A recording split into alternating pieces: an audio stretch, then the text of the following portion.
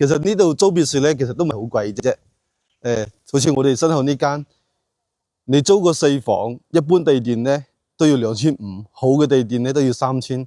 但係咧，我哋呢間別墅咧，我個人覺得保養都比較 OK 嘅，就係要3200蚊一個月。咁你租別墅有咩好處咧？因為咧好多香港人咧，可能佢喺香港都有屋嘅，咁住平層咧係好普通嘅，可能香港啲住嘅面積都會比大陸細啲啫。但係咧，好少人體會過住別墅嗰種感覺。咁咧，揾大明，你加少少錢，你翻嚟大陸要租一個3房要2000幾蚊，甚至3000蚊。咁咧，如果你租三鄉個三房咧，要2500、2600咁咯。但係呢間咧，你只需要加多幾百蚊就去租到呢個小區啦。就好似我哋呢間咁，只需要3200蚊一個月，入嚟咧就有一個花園咯。即係租別墅住嘅人咧，佢係咩心態咧？就係上翻嚟大陸住得撻條啲、慢節奏啲、寬鬆啲，就係呢種心態咯。佢可能唔一定要擁有別墅，但係咧，佢至少可以嘗試過租別墅住係咩感覺，係嘛？你喺呢啲咁嘅環境幾舒服啊？係嘛？肯定係洋樓俾唔到嗰種感覺嘅。咁3200蚊嘅別墅，3200蚊一個月嘅別墅係咩樣嘅咧？咁我哋就入嚟睇一睇啦。其實咧，佢呢個別墅咧，佢唔係新嘅，但係保養都比較 OK。入嚟啲收納櫃全部都做到噶啦。呢啲都係可以放鞋放雜物咯，係嘛？咁你入嚟呢度成個地板咧牆都係比較新嘅。仲有你哋香港人最中意嘅呼朋聚友打幾鋪麻雀台都有。仲有呢段，仲有嗰啲定製好啲櫃喺度當然因為未租出去咧，業主就將電視收咗起嚟啦。如果你哋後期入嚟住，都可以配埋電視嘅。所以租別墅住，你可以感受到呢種咩感覺啊？其實你租金唔係好多嘅，3200蚊就要租到別墅啦。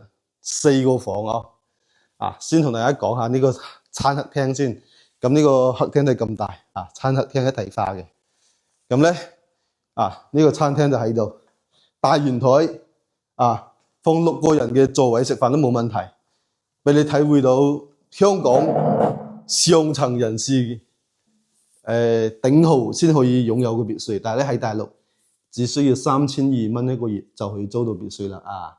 咁你睇嗰度嘅，仲放埋嗰啲單門嘅冰箱樓梯底下嘅都唔浪費，因為呢個別墅咧就係雅居樂嘅別墅嚟嘅。平常時咧喺大陸住別墅嘅人係咩人先可以住咧？就係一般係公司高管以及工廠老細以及公司老細先住別墅嘅，係好少普通人可以有別墅住嘅。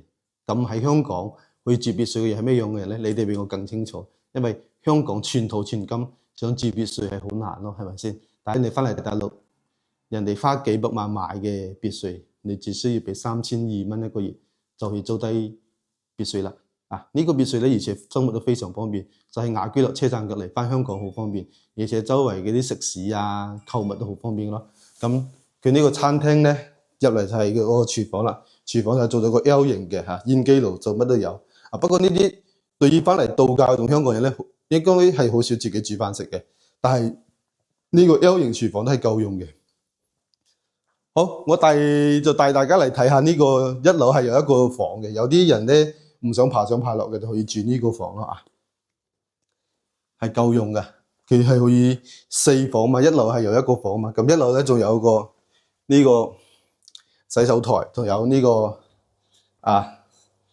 沖涼房，乾濕分離香港人咧比較注重嘅就係唔中意踎廁，係中意坐廁都有係坐廁嚟嘅。咁啦，嚟到呢度咧，大明再同大家講一下佢2樓咧就有2個房2樓2個房，一個洗手間洗手間都係乾濕分離嘅。咁2樓嘅2個房咧都係夠用嘅。有啲人咧翻嚟呢邊住咧就唔想話一個人租，佢可能同啲家人一齊或者同朋友一齊過嚟，甚至合租都係可以嘅。咁3樓咧係一個主人房，一個大露台。咁呢個主人房咧帶埋獨立嘅洗手間啊，空間感都非常強啊。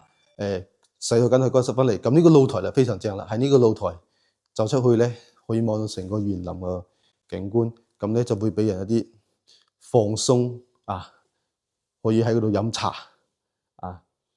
咁呢期就到呢度，簡單同大家介紹呢個3200蚊嘅一個別墅啊，就係雅居樂嘅別墅。咁如果有邊個想翻嚟大陸呢邊買樓、租樓、租別墅、買別墅，甚至買商鋪地皮嘅，都可以同大明交流。大明係專職三鄉地產同埋中山珠海地產嘅10年老地產人啊，同你不見不散。好，呢期到呢度，See you。